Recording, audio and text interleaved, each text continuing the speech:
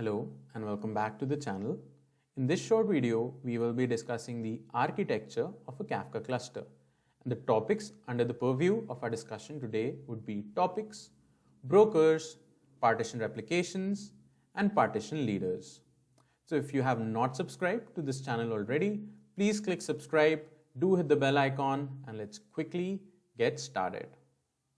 So on your screen right now, you can see the common structure of an Apache Kafka topic. Notice that each topic is divided into a number of partitions. As we can see in this case, this particular topic is divided into 4 partitions, which are partition 0, partition 1, 2, and 3. And in each of these partitions, messages or events are getting appended with an incremental ID. You can see that the latest write on partition 0 is a message with an ID of 12. Similarly, the latest offset ID within partition 1 is 9, and so on. Let us learn a few more things about topics, partitions, and offsets.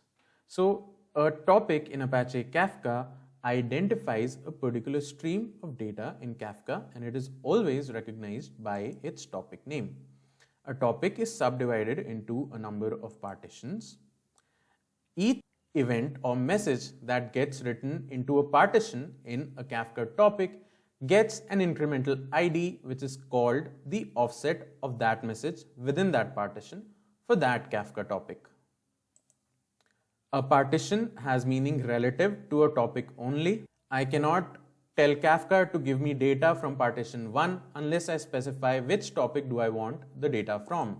Similarly, an offset has a meaning relative to a partition. I cannot simply say to Kafka that I want the data from offset number 5 unless I also specify the name of the topic and the partition.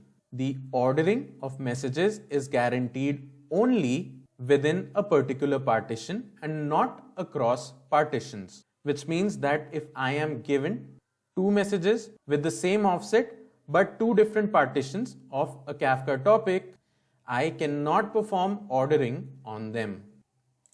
The next point is that Kafka has a data retention policy, which again is configurable. Also, once data is written to a Kafka topic, it cannot be changed. Therefore, data written to a Kafka topic is immutable. And the last point here is that when data is sent to a Kafka topic to be written without keys, the partitions are assigned either randomly or in round-robin fashion. So that's all about topics, partitions, and offsets. Let's see a slightly higher-level view with brokers. Firstly, what is a Kafka broker? Well, a Kafka broker is simply a computer which is running Kafka, and a Kafka cluster comprises of such multiple brokers. Each of such broker is identified with an ID. And here comes the interesting part. So partitions of a Kafka topic are spread across the cluster and reside on multiple brokers.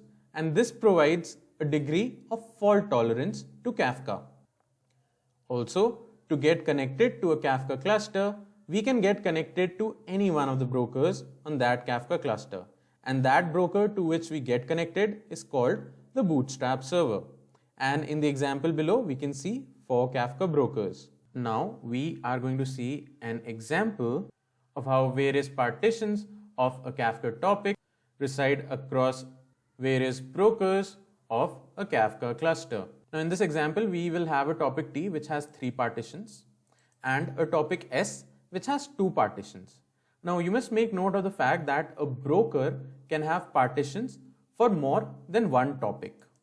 Here are our 4 brokers. They are numbered from 100 and go up to 103.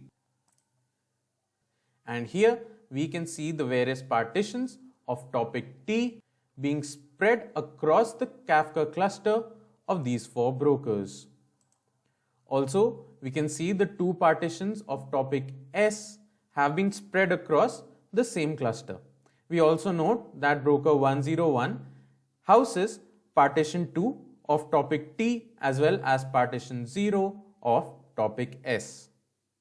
Let us move on to discuss what is topic replication factor. Now it says here that topics in Kafka are created with a replication factor.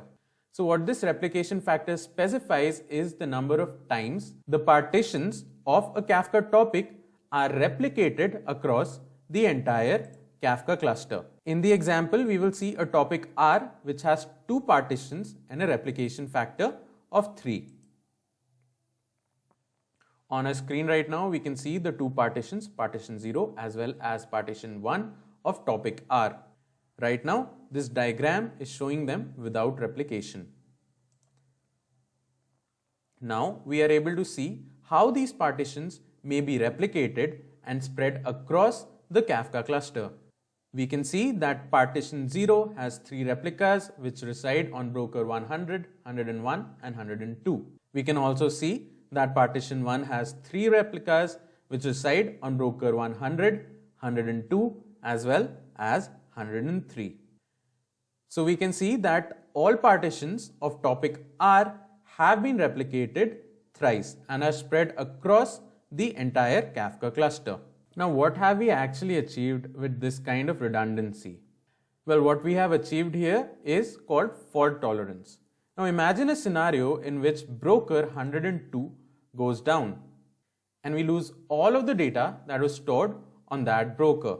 Well, in this case, since we have that data replicated across other brokers on the Kafka cluster, we can still serve that data if a consumer wants to read it, and producers can also continue to produce or write messages to this particular Kafka topic.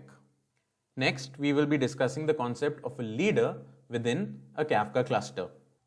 So as you can see on the screen, the replicas for the partitions of a Kafka topic are spread all across the Kafka cluster. Now, each partition of a Kafka topic is associated with a particular broker which is known as a leader broker for that partition.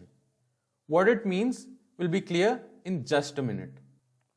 So only this leader broker for that particular partition can receive read as well as write requests for that particular partition of that Kafka topic, which means that both the producer as well as the consumer will be writing to and reading from the leader broker for that particular partition. Having said that, a single broker can be leader for multiple partitions of various Kafka topics. Non-leader brokers for that particular partition will be synchronizing data from the leader broker, because as you know, the leader broker will always be in the most updated state. And these non-leader brokers for that particular partition are called in-sync replicas for that partition. We see an example where broker 101 is the leader for partition 0 for topic R and broker 100 is leader for partition 1 of topic R. So what this actually means is that whenever, say, a producer wants to produce some data into partition 0 of topic R, it will have to do so with the help of broker 101. And whenever a consumer wants to consume some data from partition 0 of topic R, it would have to do so with the help of broker 101. Also, if the leader for a particular partition of a Kafka topic goes down, a new leader will be elected by use of Zookeeper. And that's it, guys. That's all we had to discuss in the first architecture video of Apache Kafka. Make sure you also check out the next video on Apache Kafka architecture to understand many other topics related to the Kafka architecture. So if you like the content of the video, please do hit the like button. If you like the content of my channel, please click subscribe. You can hit the bell icon to never miss any new updates. And like always, thanks a lot for watching. And I'll see you very soon with a brand new tutorial.